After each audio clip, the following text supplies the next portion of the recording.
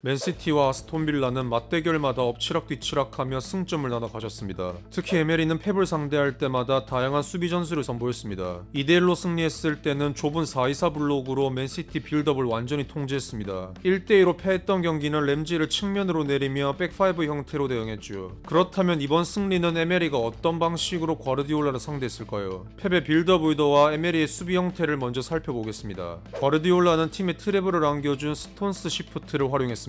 그는 명목상 센터백으로 출전했지만 실제로는 수비 상황에서만 그 위치를 맡았을 뿐입니다. 빌드업 시에는 라인드러스 옆으로 이동해 피벗 자리를 담당합니다. 이 시스템으로 박스 미드필드를 만들어 중원 우위를 점합니다. 동시에 1대1에 강한 윙어들로 상대를 제압하려는 의도를 보였죠. 이에 에메리는 대응책을 마련해야 했습니다. 지난 시즌 승리했던 방식처럼 로저스를 1선으로 올려 좁은 4-2-4 블록을 사용합니다. 맨시티의 피벗을 마크하고 빌라 더블 피벗이 중원을 보호하는 전형적인 대응이었습니다. 하지만 이 형태는 오래 유지되지 못합니다. 이유는 베르나르도 실바의 위치 때문이었죠. 그는 중원 점유를 위해 박스 형태를 유지하지 않았습니다. 깊게 전진해 상대 백라인 근처에 포지셔닝합니다. 이 움직임은 빌라의 포백을 상대로 과부하를 만들며 문제를 일으킬 수 있습니다. 예를 들어 빌라가 좁은 블록을 유지할 경우 윙포워드에게 전달되는 패스 경로가 열립니다. 사비뉴가 공을 잡아 캐시를 깊게 끌어내면 실바는 특유의 하프 공간 침투를 어렵지 않게 시도할 수 있습니다. 이는 콘사를 바깥으로 유인해 박스 수비 밀도를 낮출 수 있죠. 여기에 홀란드와 포든이 빠르게 침투하고 실바가 주발로 크로스를 올리면 후방에서 단 3번의 패스만으로도 위협적인 찬스를 만들 수 있습니다. 따라서 에메리는 이를 가만히 둘 리가 없습니다. 그는 종종 미드필더를 내려 변형 백5 형태로 대응하길 즐겨합니다. 이번 경기에서도 실바를 막기 위해 피벗인 카마라를 후방까지 내렸고 5명의 수비 라인을 형성합니다. 이 때문에 로저스가 1선에 머무는 시간이 줄었습니다. 그를 한 칸 내려서 라인더러스를 견제했고 전체 수비 형태는 그림과 같은 구조로 진행됩니다. 이 상황에서 에메리의 두 가지 압박 방식을 확인할 수 있습니다. 첫 번째는 측면 루트를 차단하며 압박하는 방식입니다. 스토퍼로 향하는 패스를 압박 트리거로 삼아 양쪽의 부엔디아와 맥긴이 사냥개처럼 전진해 압박합니다. 이로써 빌라는 볼을 중앙으로 유도해 끊어내거나 상대를 뒤로 물러서게 만들었습니다. 결과적으로 맨시티는 자신들의 템포로 빌드업을 이어가지 못했죠. 그렇다면 그들은 빌라의 중앙 봉쇄를 어떻게 풀었을까요? 바로 빌라가 허용한 측면 공간을 이용했습니다. 부엔디아와 맥긴이 높고 좁게 위치했기 때문에 팝과 사비뉴 쪽으로의 패스 경로가 자주 열립니다. 이론적으로는 두 선수가 언제든 빌라 풀백과 상대가 가능한 구조였죠. 하지만 이것은 에메리의 측면 트랩입니다. 공이 그들에게 전달될 때마다 디뉴와 캐시가 빠르게 전진해 그들이 돌아설 틈을 주지 않았습니다. 게다가 카마라가 내려오며 수비 숫자가 5명으로 늘었기에 이 전진 압박이 더욱 안정적으로 작동했죠. 하지만 빌라의 수비도 약점이 많았습니다. 지속적으로 공간을 노출하며 맨시티가 쉽게 전진하는 장면이 자주 나옵니다. 스톤스의 전진을 막아 박스 형태를 만들지 못하게 압박했지만 포든이 이를 쉽게 풀어내는 장면이 연출됩니다. 또한 로저스가 수적 열세에 놓이거나 포든이 포켓 공간에서 돌아서는 모습 등 빌라의 수비는 곳곳에서 허점을 드러냅니다.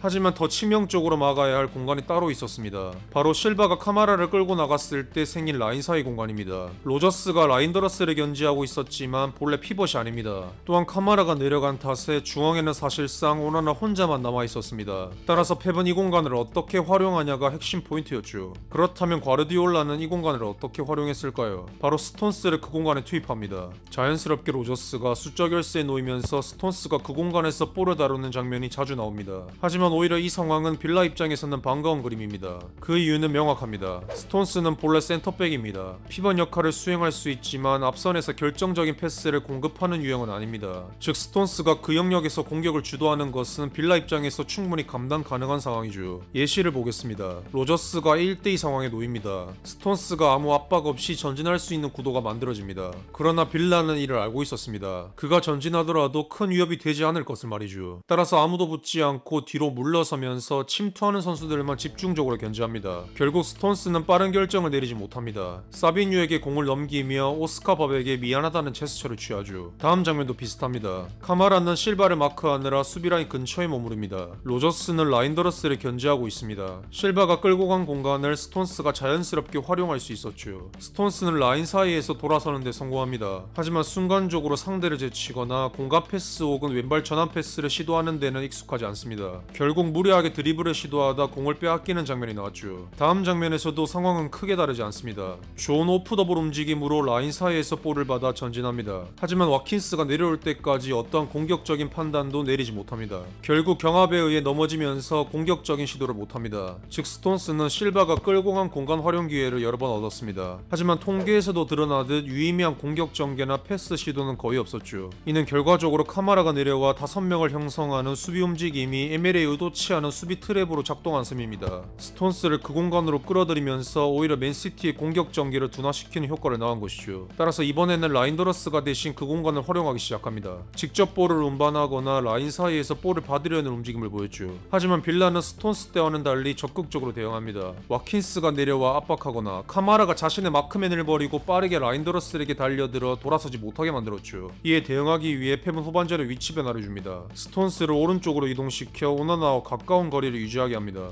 그의 침투 움직임으로 오나나를 끌어내려 일시적으로 6명의 수비를 만들도록 유도했죠. 반면 포드는 중앙으로 이동해 포켓 공간에서 공을 받으려 했습니다. 실제 장면에서도 스톤스가 바깥으로 움직이며 오나나를 끌어냅니다. 그 틈을 이용해 포든이 라인 사이에서 돌아서며 파우 토레스를 제친 뒤 홀란드에게 패스를 연결하는 데 성공합니다. 하지만 이러한 전술적 변화도 결국 결정적인 기회로 이어지지 못했습니다. 따라서 펩은 60분에 3명의 교체 카드를 투입해 구도 자체를 바꾸려 했습니다. 바로 왼쪽 측면에서 도쿠의 돌파 능력을 극대화하기 위해서였죠. 기존의 구조는 빌라의 5백을 유도하면서 윙포워드가 안쪽으로 침투할 공간이 거의 차단되어 있습니다. 이에 펩은 3-1-3-3 형태로 전환해 빌라가 4백을 유지하도록 유도했죠. 이 형태는 빌라의 더블 피벗을 상대로 3대2의 수적 우위를 만들 수 있습니다. 또한 오라일리는 기존의 실바처럼 움직이지 않았습니다. 대신 맥긴을 묶어두는 역할을 맡으며 도쿠가 사선으로 돌파할 수 있는 공간을 확보합니다. 해당 장면처럼 그바르디올리 중앙으로 볼을 투입하면 3대2 구도를 만들 수 있습니다. 도쿠에게 연결하면 빌라가 4백인 상태에서 캐시와의 1대1 상황을 만들 수 있죠. 하지만 오라일리는 단순히 맥긴을 묶어두는 역할에 그치지 않았습니다. 풀백과 센터백 사이 간격이 벌어질 때 언더래핑으로 그 틈을 공략하기도 했죠. 이에 에메리 역시 1점차 리드를 지키기 위해 교체를 단행합니다. 수비 구조의 변화는 없었지만 더 압축된 4-4의 블록을 형성해 맨시티 공격을 제어하려 했죠. 특히 도쿠가 볼을 잡는 순간 빌라 미드필더 라인 전체가 측면으로 이동해 그가 드리블할 공간 자체를 좁혀버립니다. 즉 풀백과 센터백 사이 벌어진 틈을 미드필더들이 재빨리 메우는 형태였죠. 심지어 적극적인 더블팀 압박으로 도쿠의 돌파 루트를 완전히 차단했습니다. 결국 펩이 측면 돌파를 강화하기 위해 투입한 도쿠 카드도 에메리의 수비 대응에 막혀 의도한 성과를 내지 못했습니다. 결국 이 경기는 에메리의 세밀한 수비 조정과 과르디올라의 전술적 시도가 맞부딪힌 치열한 전술 싸움이었습니다. 펩은 중앙 박스와 측면 포워드를 활용해 빌라의 블록을 흔들려 했습니다. 하지만 에메리는 유연한 수비 전환과 압박 타이밍 조절로 그 의도를 차단했죠. 실바의 움직임이 만든 공간도 스톤스가 효과적으로 활용하지 못했습니다. 후반 도쿠 투입 역시 에메리의 압축 수비에 가로막혔습니다. 결국 아스톤 빌라는 적절한 대응으로 맨시티의 리듬을 끊어내며 결과뿐 아니라 내용에서도 과르디올라를 제압했다고 볼 수 있습니다.